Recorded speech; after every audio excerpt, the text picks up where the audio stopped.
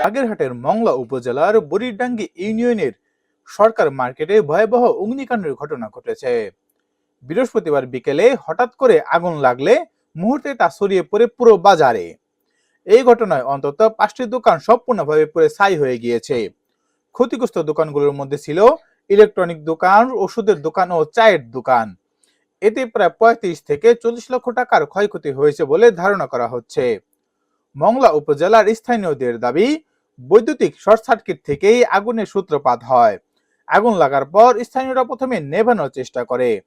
পরে মংলা রিপিজেড ফায়ার সার্ভিসের 2টি ইউনিট ঘটনাস্থলে এসে দীর্ঘ চেষ্টার পর আগুন নিয়ন্ত্রণে আনে। ততক্ষণে দোকানগুলোর সব মালামাল পুড়ে যায়। ফায়ার সার্ভিস জানিয়েছে, আগুন লাগার সঠিক কারণ এখনো তদন্তাধীন। এদিকে ঘটনায় ব্যবসায়ীরা তাদের সবকিছু হারিয়ে দিশেহারা হয়ে পড়েছে।